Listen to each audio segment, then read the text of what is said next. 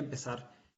Como ya dijo el profesor Macías, el título de mi tesis, de la investigación que hice en el posgrado, se llama Por la senda de la libertad hispana, esclavitud y servidumbre en Cuba, 1839-1898. Mi nombre es Kevin Arechiga del Río y mi asesor fue el doctor Pedro Bracamonte y Sosa.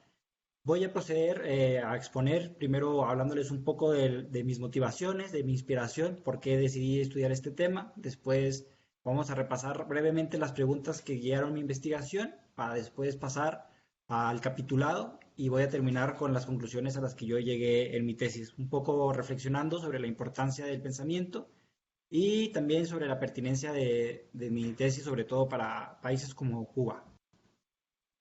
Antes de empezar, sin embargo, me gustaría dar las gracias, primero que nada al CIESAS, por abrirme las puertas del posgrado, por permitirme estudiar aquí la maestría y por haberme hecho sentir tan cómodo durante estos 2 años. Muchas gracias también a mis sinodales que enriquecieron bastante mi tesis, me leyeron atentamente, estoy muy agradecido. Hago mención también de la doctora Peniche que no pudo estar, pero que también pues sus ideas están presentes en mi tesis. También agradezco a los docentes del CIESAS y a los integrantes de la línea de investigación de la que estuvimos participando el último año, gracias a la doctora Teresa Rojas, a la doctora Perla, y en general también muchas gracias al personal administrativo. No hizo sino facilitarme las cosas para que yo pudiera llevar a buen puerto esta investigación. Celebro que el examen pueda hacerse en línea, celebro que más gente externa al CIESAS pueda llegar aquí. Los saludo también a ellos, les doy las gracias y aprovecho para invitarlos a los exámenes de mis compañeros. El 19 de agosto, Belia Magaña va a presentar su tesis sobre la medicalización de la prostitución. Es una tesis excelente, una tesis muy bonita. Y el 21 de agosto, por la mañana, mi compañero José Vélez también va a sustentar su tesis sobre la democracia cristiana en Guatemala. Habiendo dicho esto, vamos a empezar. Eh, esta tesis, elegí este tema de investigación porque reúne pues mis inquietudes, sobre todo mi formación sociológica y mi gusto por la sociología del conocimiento y la historia de las ideas. Esa inquietud la complementé con el respeto y la admiración que siento por Silvio Zavala, un historiador yucateco cuyas ideas me cautivaron. De hecho, el título de mi tesis es muy similar a un libro de su autoría, de Zavala, que se llama Por la senda hispana de la libertad. Yo cambié la adjetivación del título. En las conclusiones vamos a ver por qué tomé esta decisión, pero me parece importante decir que parto de las ideas de Zavala y de la admiración que siento por él. Ahora, la pregunta central que guió mi investigación es ¿qué fue la libertad para los cubanos durante la segunda mitad del siglo XIX? Para responder yo a esta pregunta, tuve que responder tres preguntas particulares. La primera es, ¿a partir de qué presupuestos llegaron los cubanos a construir su noción de libertad? Después, ¿qué condiciones sociales propiciaron que la libertad fuera tematizada como un problema? Y por último, ¿en qué medida se relaciona la ideología de la libertad con otros aspectos de la realidad, como el aprovechamiento del trabajo, la dependencia o la independencia política de un país? Los capítulos están reflejados y buscan responder estas preguntas como veremos más adelante. Antes de proceder a los capítulos, me parece importante decir que me nutrí de las siguientes fuentes que están abajo en la presentación. El expediente sobre la resolución de Inglaterra de emplear negros libres en África, los documentos sobre la colonización asiática en Cuba y sobre la represión de la trata de negros en Cuba, así como de una folletería diversa, sobre todo del siglo XIX en Cuba y en España, sobre el tema de la libertad y la esclavitud.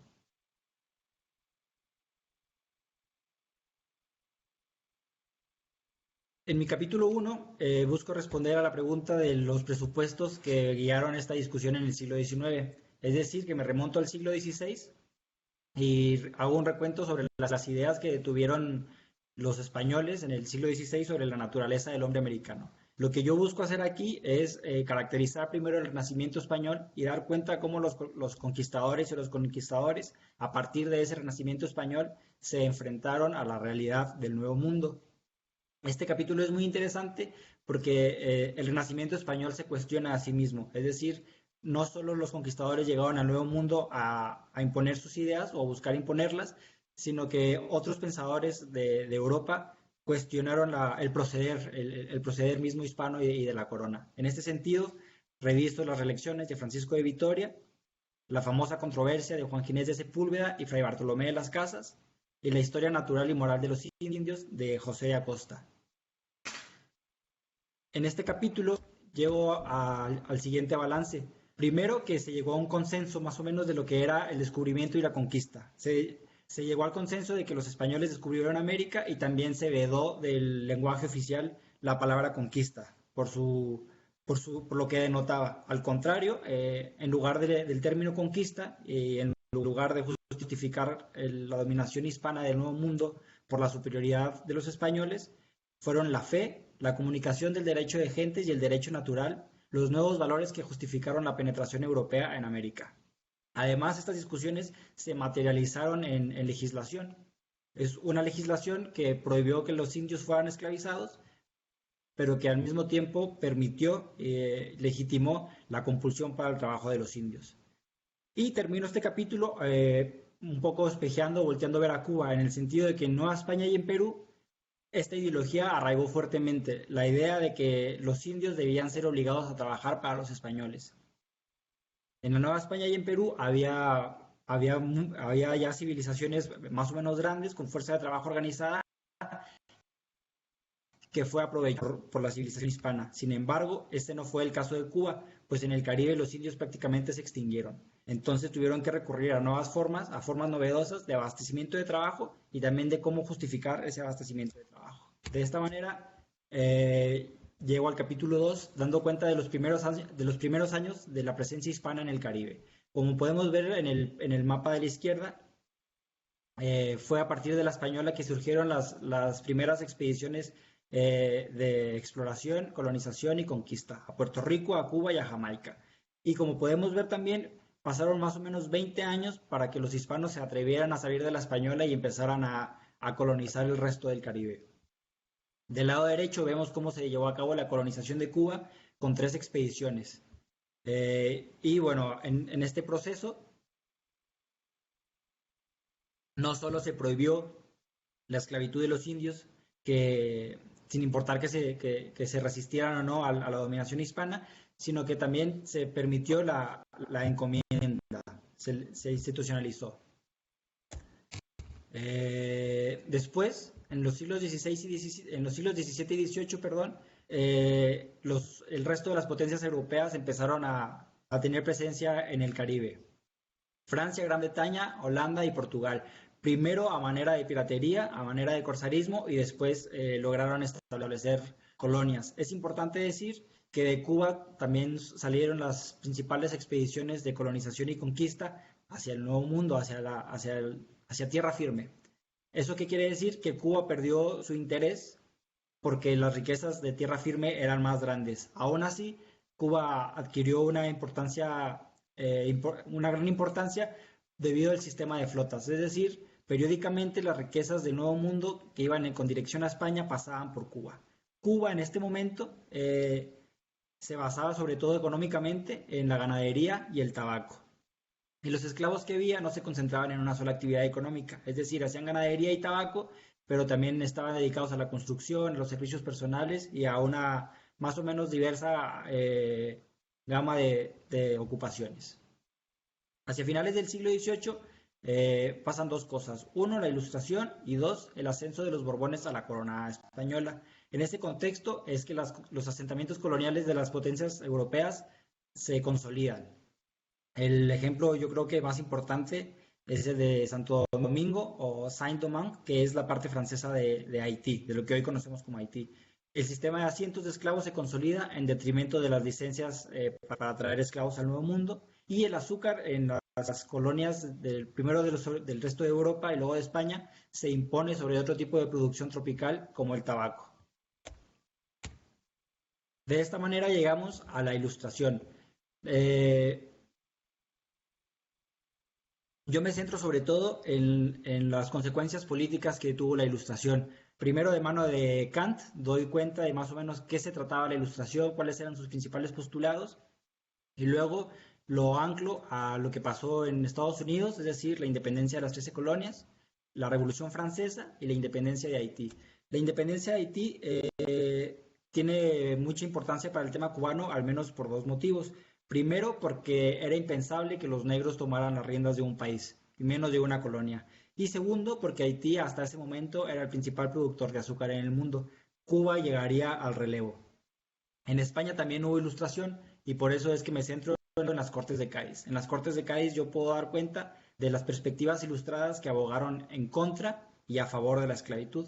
Es importante mencionar que las primeras voces abolicionistas ilustradas no se escuchaban en las Cortes de Cádiz. Isidoro de Antillón y José María Blanco White ya habían levantado la voz tiempo atrás. Y bueno, pongo en la tesis y aquí en la presentación este cuadro de Goya, El sueño de la razón produce monstruos, en el sentido de que la razón ilustrada significó avance, significó progreso, pero también significó que la ideología ilustrada también fue puesta al servicio de los intereses esclavistas de la isla de Cuba.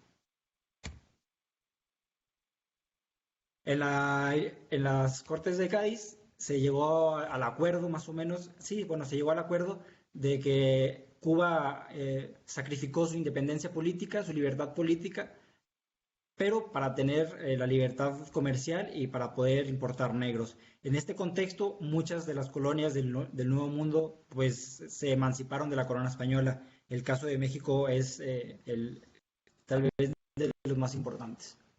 Ahora, en el capítulo 4 yo profundizo sobre el auge y la decadencia de la esclavitud en Cuba. Es decir, a Cuba llegaron esclavos desde el siglo XVI. Los esclavos negros que llegaron a Cuba, los primeros llegaron de España, no de África. Sin embargo, tras un largo proceso de siglos de importación de esclavos, en el siglo XIX, Cuba, con la finalidad de tomar la batuta de la producción azucarera, aumenta considerablemente la importación de negros esclavos provenientes de África.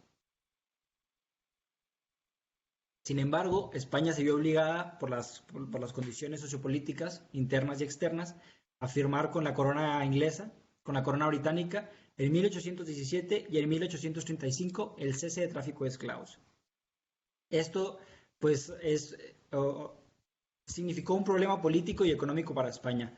Político porque los españoles dependían de la importación de trabajo esclavo. Sin embargo, pues era problemático incumplir un tratado internacional contraído con la principal potencia económica en ese momento. Y un problema económico porque si ya los cubanos no podían importar negros esclavos, se estaban ante la encrucijada de cómo satisfacer la demanda de fuerza de trabajo para seguir produciendo azúcar y para seguir siendo el principal productor mundial de azúcar. Y bueno, en este sentido surgen dos alternativas a la esclavitud, al trabajo esclavo. Es el trabajo de los emancipados y el trabajo de los colonos contratados. Los colonos contratados eran sobre todo asiáticos de Hong Kong, de Vietnam, de China y en menor medida de mayas yucatecos. Y bueno, yo aquí retomo una tesis del profesor Bracamonte en el sentido de que el contenido ideológico influye en la rentabilidad del trabajo.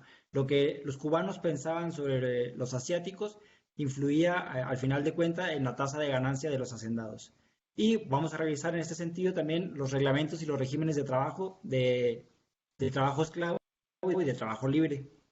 Antes de pasar a eso, me parece importante decir que el auge y la decadencia de la esclavitud en el XIX está estrechamente vinculada con la crisis del ingenio y el surgimiento de los ingenios centrales en Cuba también a partir de mediados del siglo XIX, sobre todo por un problema de descapitalización, pero también porque la remolacha europea desplazó al azúcar cubano por ser más barato y por estar ya en Europa. Así que Cuba se vio ante la necesidad de modernizar sus procesos productivos. Esto quiere decir cambiar su capital, pero también las relaciones productivas entre trabajadores y patrones.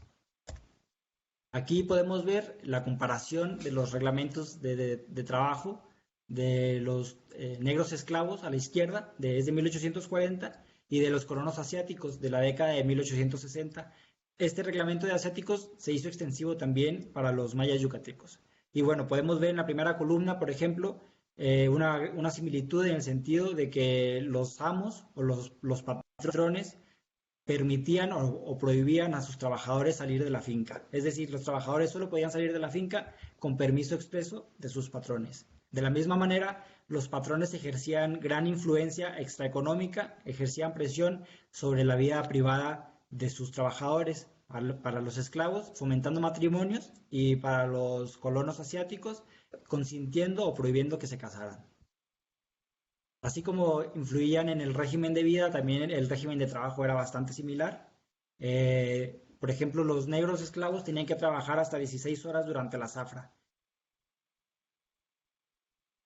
Ok, repito, voy a analizar en esta parte la composición sociodemográfica de la isla, el cual podemos ver en esta tabla, en este mapa, la mayoría de la población de la isla de Cuba era negra, y esto molestó a más de un cubano, como veremos más adelante.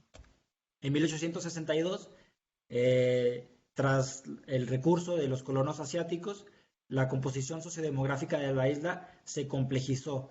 La proporción, bueno, la población total creció, como podemos ver, los círculos son más grandes en este segundo mapa. La parte blanca de la población aumentó, la parte negra también pues es elevada, y aquí podemos ver también una pequeña fracción de la raza amarilla, como llamaban ellos, que es la migración asiática. Como podemos ver también, la gran parte de la población está en Occidente, en La Habana y el hinterland habanero, que era donde más se producía azúcar. Y aquí, para hacer justicia a la importación de mayas en Cuba, podemos ver cómo estaban distribuidos también en su mayoría en La Habana, en el hinterland habanero, y ahí donde está el número 109, son 109 mayas en Matanzas. Toda esta composición sociodemográfica de la isla hizo que aparecieran problemas hasta ese momento inéditos. ¿Y eso qué quiere decir? Que surgió, apareció un nuevo debate sobre la naturaleza, ya no solo de los indios, sino de los asiáticos y de los africanos. De esto se tratan los capítulos 5 y 6 del debate entre ideología y libertad. En este debate podemos encontrar perspectivas religiosas, ilustradas y liberales. También se barajan diferentes alternativas políticas, desde el anexionismo con Estados Unidos, el autonomismo de la isla, pero con respeto a España, por decirlo de alguna manera, y la asimilación a España, como cualquiera de sus otras provincias, como Castilla, como Galicia, o de plano la independencia, como otros barajaron esa opción. Se discutieron muchos temas, como ya dije, la naturaleza de los indios, de los asiáticos y de los negros. También se discutió la represión de la trata y la abolición de la esclavitud, sobre todo viendo de reojo la presión ejercida por la colonia británica, por la corona británica. Y la libertad. La libertad es un tema que se discute explícitamente en muchas de sus variantes. La libertad económica, la libertad política y la libertad civil se tratan en diferentes folletos.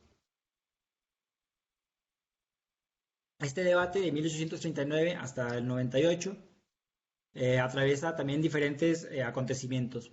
Los más importantes, a mi parecer, son la Guerra de Secesión de Estados Unidos, del 60 al 65, la Guerra de los 10 años, que empezó poco después, y las tentativas independentistas a partir del fin de la Guerra de los 10 años hasta la guerra de Cuba con España y la intervención de Estados Unidos. Aquí lo que presento es a grandes rasgos el espectro ideológico de Cuba durante el siglo XIX. Vemos, está atravesado de arriba para abajo por las alternativas desde el trabajo libre hasta el trabajo esclavo.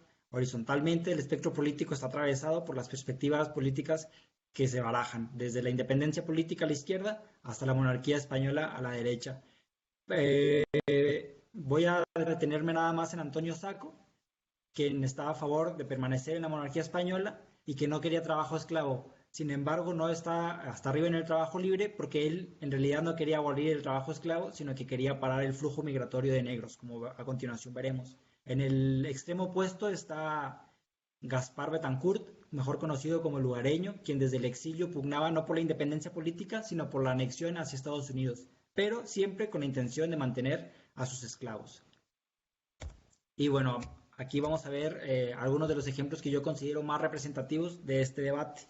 Por ejemplo, José Antonio Saco, como les acabo de decir, no buscó el fin de la esclavitud, pero sí el flujo migratorio de negros, porque para él había un peligro político. Y cito, todos sabían cuán violento y peligroso es el estado de un pueblo en que viven dos razas numerosas, no menos distinta por su color que por su condición, con intereses esencialmente contrarios y por lo mismo enemigas irreconciliables.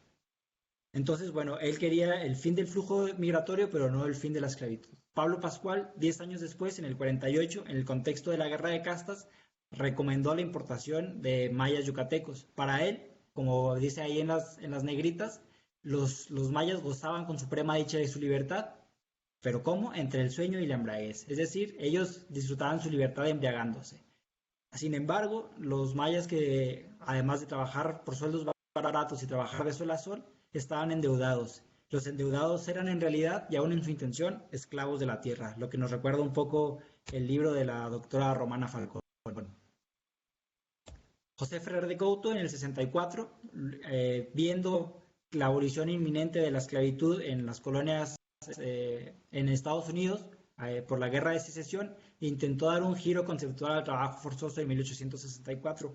Para hacerlo se basó en la diferencia de religión, es decir, la esclavitud en España no era tal porque el cristianismo ya había mejorado esa institución. Es decir, no se trataba de esclavitud, sino que en realidad lo que España hacía era rescatar a los negros de África para darles verdadera religión y un mejor trato que el que recibían en el continente negro. Para él, los africanos eran, y cito, una raza degenerada, incapaz de adelantar en el perfeccionamiento moral y material, y oponían a la civilización la invencible barrera de su ferocidad. Por último, para cerrar los ejemplos que yo considero más representativos, cito a José Martí, quien desde el exilio organizó el Partido Revolucionario Cubano y se lanzó por la libertad política de la isla de Cuba. Él pensaba que no había odio entre razas, porque cito, porque no hay razas. El alma emana, igual y eterna, de los cuerpos diversos en forma y en color. Peca contra la humanidad el que fomente y propague la oposición y odio entre las razas. Fue con este armatoste ideológico que Martí y el Partido Revolucionario Cubano se lanzaron por la independencia de la isla de Cuba en 1895. Y tras 3 años de conflicto bélico, Estados Unidos se involucró en la batalla, logrando, entre otras cosas, la rendición de España. Y también propiciando que Cuba llegara al siglo XX con un nuevo horizonte de problemas más relacionados con el imperialismo norteamericano que con el colonialismo español. Y bueno, aquí llegamos a las partes de las conclusiones y yo llego a la conclusión de que la emancipación de los esclavos, como ya vimos, no implicó que negros y asiáticos escaparan a la servidumbre, en donde los patrones ejercían presiones extraeconómicas sobre la vida privada de sus trabajadores. La abolición de la esclavitud, por otro lado, no significó el fin del racismo, y esto es verificable incluso en el ejército libertador comandado por Martí y los revolucionarios, en donde los negros eran dedicados a las faenas más duras y además donde eran más los dirigentes blancos que los negros. Aunque bueno, aquí también tiene que ver un asunto de alfabetización y de cultura. Ahora, aquí yo discuto con Silvio Zavala, pues considero que la libertad está lejos de tener un contenido acabado. La metáfora del libro de Zavala sugiere que hay diferentes sendas que llegan hacia un mismo edificio liberal de la libertad. Yo, por el contrario, sostengo que todas las civilizaciones son responsables de construir su propia ciudad, de habilitarla y de darle la dirección que deseen, que ellos mismos construyan y no que tienen una meta predeterminada. En donde sí estoy de acuerdo con Silvio Zavala es que la historia de la libertad no se limita a los libros ni en el mundo de las ideas, sino que se encuentra su motivo de ser en los significados de la vida cotidiana, como los que ya nosotros revisamos en las formas de aprovechamiento del trabajo, en las normas de convivencia diaria, pero también en las posibilidades que disponen las personas para decidir sobre su vida y sus posesiones. Y aquí es importante mencionar el caso cubano. ¿Por qué? Porque hoy se escucha en la crítica que Cuba no es libre, pero porque se le compara con la libertad capitalista de Estados Unidos. Se cree que los cubanos no son libres porque no pueden decidir entre tomar una Coca o una Pepsi, porque no pueden decidir entre un Snickers y un Milky Way. Yo, por el contrario, doy cuenta en esta tesis que cada civilización construye su senda de libertad y que la libertad cubana no tiene por qué ser igual a la libertad de Estados Unidos, que además tiene muchos problemas, ¿no? La libertad de México también. Me pregunto qué tan libres son nuestros pueblos indígenas, si son la población más vulnerable ahorita, por ejemplo, en el contexto del coronavirus. Entonces, habría que poner en contexto cada libertad, ver sus posibilidades y también, ¿por qué no?, ver sus deficiencias. ¿Por qué digo esto? Porque Cuba sigue siendo también un país sumamente racista y para combatir el racismo pues hay que dar cuenta de las raíces profundas que tiene este problema. Y bueno, termino diciendo que el pensamiento, aunque aparentemente es una actividad individual y libre de coacciones, pues es un hecho social. ¿Y eso qué quiere decir? Que el pensamiento implica siempre la existencia de otros seres humanos. Así, nosotros somos libres de pensar con responsabilidad, empáticamente y considerando a todas las personas con las que compartimos este mundo y esta sociedad. Y eso es todo. Muchas gracias por escucharme.